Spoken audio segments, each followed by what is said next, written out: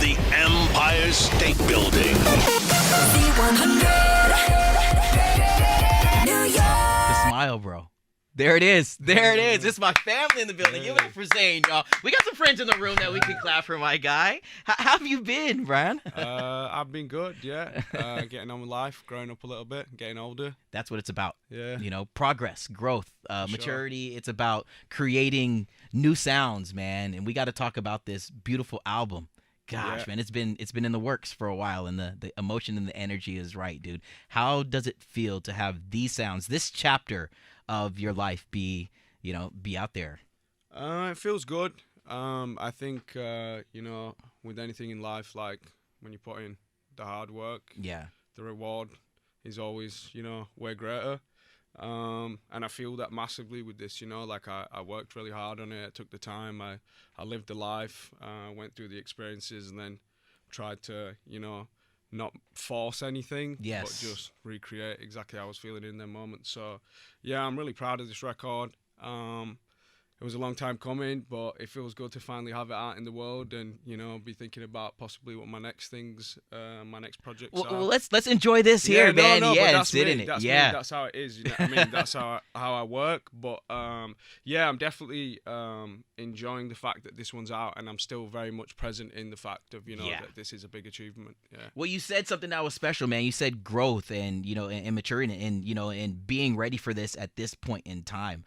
To put these feelings and these emotions out there now. How and you also use the word proud. How proud are you of yourself that you were able to live life, to experience some time away from things, and then come back to it and be a present person in this moment? Yeah, I think it's just a natural progression in life. Hell yeah. And I think, growth was going to come at some point, hopefully, for all of us. We all wish for that, bro. Yeah. I'm still trying. So, yeah, it was a natural thing, and I'm proud of the fact that I was able to, fully be immersive in my project. Yes. and take the reins and, feel like it's something that I wanted to express to the world rather than it feel like it was a forced situation. Yeah. I'm just doing this because it's a cool song. It's going to chart high. So I think that's the thing I'm most proud of, just having the balls, I guess it is, to just like really delve in and do something that was a bit different and just be myself. Yeah. It's you. It's very much you. It's your sound. There really is no type of a genre that we can say other than it feels so natural to who you are I like that. right now. Yeah, dude, there's no need to be, putting this in a box or cornering it to be a certain way. No, And definitely. that's why, and you just mentioned it, that's why so many people gravitate towards it, because it's you. It's who you are right now. Yeah, for sure. And that's, who I am across the board. I don't believe in boxes. I don't believe in putting things in a lane, Everything's fluid. Everything can move like water. And I hope to show that in, with my genre, whatever it is. genre bending, it's an amazing thing, to really like feel free in that way creatively. It takes a lot of the pressure off of things too. It just makes you feel free. Man, there's some amazing songs. I mean, gosh, dude. Talking Room Under the Stairs, and I wrote down my 4 faves, bro. Out the gate with Dreamin'. All right, you know what I mean? Yeah. Alienated, we saw that Nice as a one. performance. That's my favorite, so I Boom. appreciate that. You're not supposed to pick a favorite, Oh, man. okay. Yeah, No, they're I all supposed to be your definitely favorite. have a favorite. Yeah, You do? I do. Yeah, Dreaming's definitely my favorite. All right. Yeah, after record. Stardust, obviously the single, but I think it might have been Gates of Hell, because it just felt so passionate. You put so much passion, and there's a layer of vulnerability that kind of weaves its way throughout this entire album to tap into those emotions. Was it difficult to be willing to go there? Not really. Sweet. No, yeah, that was, the intention behind making the music sound the way it sounds. It wasn't difficult. It came naturally. I wanted it to feel like, I'd just gone through this experience at this moment, and this is exactly how I feel about it. I don't like you very much, but I keep putting up with your shit. I didn't want to overcomplicate it. I just felt like it was a real simple way to just sum up how I was feeling in that moment. And it's conversational, when you're in a moment in front of somebody face to face, you don't get the time to pull out your poetry book and For real. start telling You're them just saying what's analogies. on your you just heart. say it as simple as it is. So that was the intention behind that record, and the feeling behind it too. So yeah, no, it didn't feel difficult. It just felt natural, you know? Yeah. Now, what about the sounds, man? Because you pulled from all kinds of different. You feel the musicality in this, dude. And I know that you like rap, dude. You know what I'm saying? I feel like I heard recently that there were like some K-pop moments where you were just listening to just other types of music. Where did these sounds come from for you? Were you pulling from different genres, or were you pulling from just what was the vibe when you were kind of in that creation process? No, it's a mix of both, you know. The record was definitely influenced by, you know, my surrounding area where I'm living out there at the minute. But yeah, just a mix of, you know, different music that's influenced me throughout my life, you know. And then to more recent times, listening to things like, you know, Chris Stapleton's record, and then I went into start listening to Willie Nelson and delved back into that kind of vibe, and was listening to a lot of different things. I was listening to Bird Cloud. I don't know if you've heard of them. And just like taking references from all over the place and just being like, this is, you know, the raw sentiment of what these records about is the lyric and a decent, good melody that people can sing along to, and it feels genuine, you know? Well, you know what's hard, man, is that your falsetto, dude, your voice is so fucking dope that it's so hard to sing along to these songs. We've talked about that for years, man. Like, the vocals are on point, bro. But you do give us the melodies to hum along as best as we can. All right. Let's talk about Shepherd's Bush, man, and being able to see some of these songs come to life and watching the fans sing along to them or hum along to them. First time that they're being performed live, you know? Yeah, so it was real funny because, like, obviously the gig I did obviously was on the day I released the record. Yeah.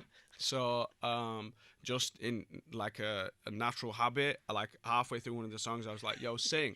And nobody even knew the words yet, you know what I mean? So they were kind of humming. There was that, you know, like they were trying to participate and make me feel good. And I was just like, oh, yeah, the record just came out today.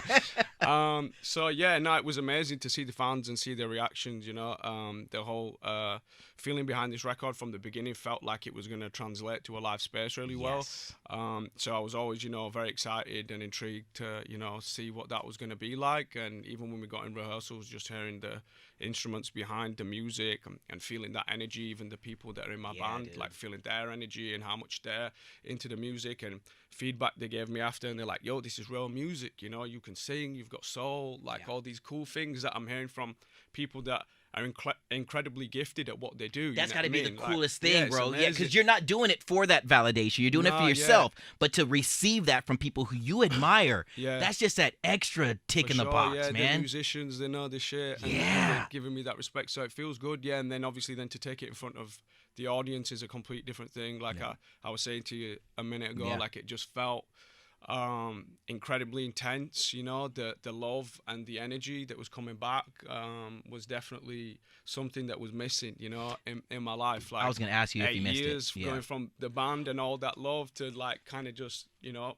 but still silence. You needed to take that time for yourself. How important is it to anyone that's watching or listening to know that, hey, when there's a moment for you to slow down, when there's a moment that you need to take for yourself in order to make your heart happy, to grow, to really focus on the things that truly matters most, you know, your family, your daughter, whatever it may be, how important is it for you to put that first, knowing that down the line, when the music comes back in my life, it's going to be that much better because yeah, for sure. Yeah, I think you hit the nail on the head with that, with what you said there. You know, I don't even think I could really add much to it. It is the most important thing, you know, to take time for yourself, because if you're not a solid person yourself, how are you going to go and do something in a good way, you know? So I think it's always good to have your morals and, you know, the things that are important to you above everything else, and then you can be the best version of yourself when it comes to to perform or, you know, interact with other human beings on that kind of scale. And yeah, like it worked really well for me. I feel replenished, you know, taking that time. I have the battery as it is, you know, to like come out and do it again. I feel like I have a bit of juice, you know what I mean? Like You've always had the juice, bro. Saving I it. know what you mean, though, but you've been saving it up for a Yeah, little bit. So that's it. yeah, But it's man. better, right? Let's Like, go. Save it and then release like nitrous. Yo, you talking about skirt? Yeah, Yo, man. To watch your and I've used this word and we use this word throughout the conversation, but to watch your growth and to know that you're you're living life for yourself. And I think I maybe saw you mention that 80-20%. You know what I mean? You're living. You got to keep that 20% for yourself, but there's 80% of you that you're focused in on being the best.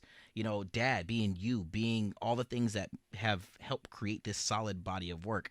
How big is that smile when you know that there's a higher purpose for you to live for now? It's the best feeling, I think.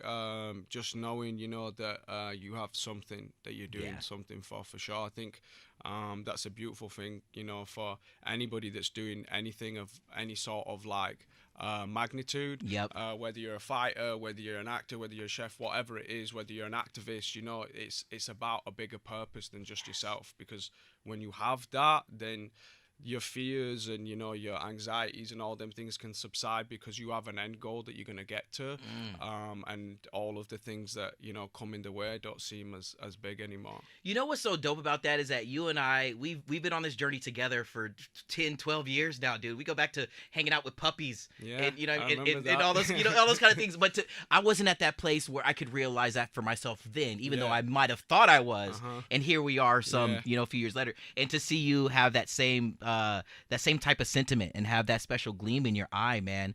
It just makes me so proud to be able to call you a friend and to watch this journey continue on, and that you're living your best self. Damn it. Yeah, I think that's the crazy thing about life as well. I just want to say onto your point there, like that's what we all go through phases of life. Yep.